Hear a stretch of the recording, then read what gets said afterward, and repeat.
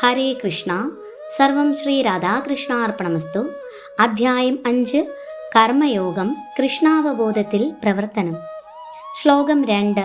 ശ്രീ ഭഗവാനുവാച: സന്യാസഃ കർമ്മയോഗശ്ച നിശ്രേയസകരാവുഭൗ തയോസ്തു കർമ്മസന്യാസാത് കർമ്മയോഗോ വിശിഷ്യതേ. വിവർത്തനം. ശ്രീ ഭഗവാൻ പറഞ്ഞു, കർമ്മപരിത്യാഗവും ഭക്തിയുതമായ കർമ്മവും മുക്തിക്ക് നല്ലതു തന്നെ. എങ്കിലും ഭക്തിയുതമായ സേവന കർമ്മമാണ് കർമ്മത്യാഗത്തേക്കാൾ ഉത്തമം. ഭാവാർത്ഥം: കാമ്യകർമ്മങ്ങളാണ് അഥവാ ഭൗതിക സുഖാന്വേഷണം ഭൗതിക ബന്ധനത്തിന് കാരണമാക്കുന്നത്. ശാരീരിക സുഖങ്ങളുടെ നിലവാരമുയർത്തൽ ലക്ഷ്യമാക്കിക്കൊണ്ടുള്ള പ്രവർത്തനങ്ങളിൽ മുഴുകിയിരിക്കുന്ന കാലത്തോളം ഒരാൾക്ക് വിവിധതരം ശരീരങ്ങളിൽ ജന്മമെടുക്കേണ്ടി വരും. അങ്ങനെ നിരന്തരം ഭൗതിക ബന്ധനത്തിൽ കുടുങ്ങിപ്പോവുകയും ചെയ്യും. ഭാഗവതം 5:5-43 ഇത് സ്ഥിരീകരിക്കുന്നു. നൂനം പ്രമത്തഃ കുരുതേ വികർമ്മയതിന്ദ്രിയപ്രീതയ ആപ്രണോതി ന സാധു മന്യേ യദാത്മനോയമസന്നഭി ക്ലേശദ ആസദേഹഃ പാരാഭവസ്ഥാവദ ബോധജാതോ യാവന്ന ജിജ്ഞാസദ ആത്മതത്വം യാവത് ക്രിയാസ്ഥാവദിദം മനോ വൈ കർമാത്മകം യേന ശരീരബന്ധഃ ഏവം മനഃ കർമ്മവശം പ്രയുക്തേ അവിദ്യയാത്മന്യുപദീയമാനേ പ്രീതിർന യാവന്മയി വാസുദേവേ ന മുച്യതേ ദേഹയോഗേന താവത്. ജനങ്ങൾ ഇന്ദ്രിയ സുഖങ്ങളുടെ പിന്നാലെ പരക്കം പായുകയാണ്. ഈ ക്ലേശപൂർണമായ ശരീരം മുൻകാലങ്ങളിലെ കാമ്യകർമ്മങ്ങളുടെ ഫലമായി ഉണ്ടായതാണെന്ന് അവർ അറിയുന്നില്ല.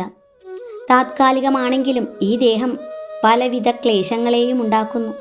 അതിനാൽ ഇന്ദ്രിയ തൃപ്തിക്കായിട്ടുള്ള പ്രവർത്തനം നല്ലതിനല്ല. തൻ്റെ യഥാർത്ഥ സ്ഥിതിയെക്കുറിച്ച് അന്വേഷിക്കാത്ത ഒരു വ്യക്തിയുടെ ജീവിതം പരാജയമാണ്. തൻ്റെ സഹജാവസ്ഥയെക്കുറിച്ച് അറിയാത്തിടത്തോളം കാലം ഇന്ദ്രിയപ്രീതിക്കു വേണ്ടി അയാൾക്ക് കാമ്യകർമ്മങ്ങളിൽ ഏർപ്പെടേണ്ടി വരും.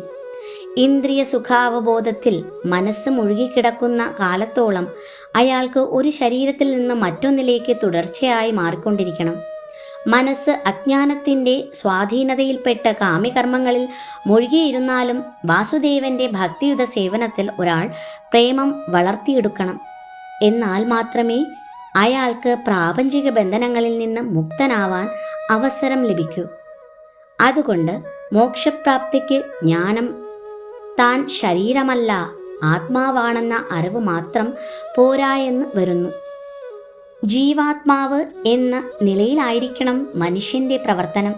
അല്ലെങ്കിൽ ഭൗതിക ബന്ധനത്തിൽ നിന്ന് മോചനമില്ല. എന്നാൽ കൃഷ്ണാവബോധത്തിലൂടെയുള്ള കർമ്മം കാമ്യകർമ്മങ്ങളിൽ പെടുകയില്ല. തികഞ്ഞ ജ്ഞാനത്തോടെ ചെയ്യപ്പെടുന്ന പ്രവർത്തികൾ ശരിയായ ജ്ഞാനത്തിൻ്റെ വികാസം ബലപ്പെടുത്തുകയുള്ളൂ.